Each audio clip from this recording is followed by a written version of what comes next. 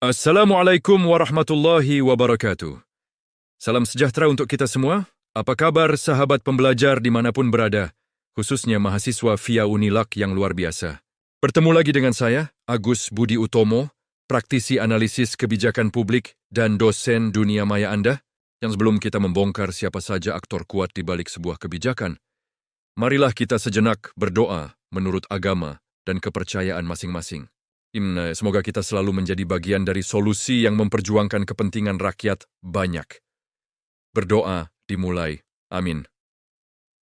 Hari ini kita masuk ke episode 2 bedah buku Thomas R. Dye. Kita akan bicara tentang kekuatan. Siapa yang sebenarnya berkuasa? Segelintir elit atau kelompok-kelompok kepentingan? Mari kita tancap gas. Thomas Dye menjelaskan dua perspektif besar dalam memandang pembuatan kebijakan. Elit teori, teori elit. Kebijakan dianggap sebagai hasil dari preferensi dan nilai-nilai kaum elit. Rakyat dipandang pasif dan kebijakan mengalir dari atas ke bawah, top down. Elit bukan berarti jahat, tapi mereka adalah segelintir orang yang punya akses lebih terhadap kekuasaan. Group teori, teori grup. Kebijakan adalah titik keseimbangan atau hasil tarik tambang antar berbagai kelompok kepentingan. Jika satu kelompok menguat, kebijakan akan bergeser ke arah mereka. Peran pemerintah di sini hanyalah sebagai penengah atau wasit, sebagai praktisi analisis kebijakan publik. Saya melihat ini terjadi nyata pada draft tesis saya. Ketika kita bicara tentang digitalisasi pendidikan di pelosok Riau, apakah ini murni keinginan elit di Jakarta, teori elit? Ataukah ini hasil desakan kelompok masyarakat, dosen, dan mahasiswa yang butuh kemajuan, teori grup?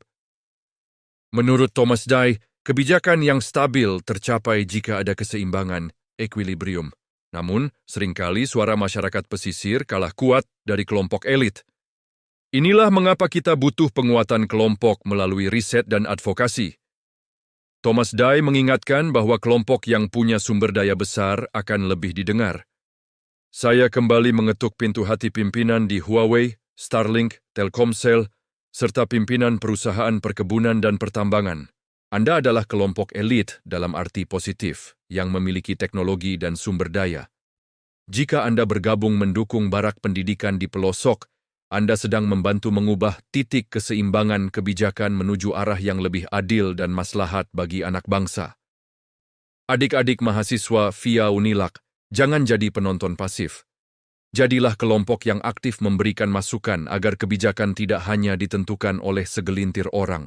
Nasionalisme adalah keberanian menyuarakan kebenaran bagi mereka yang tak terdengar.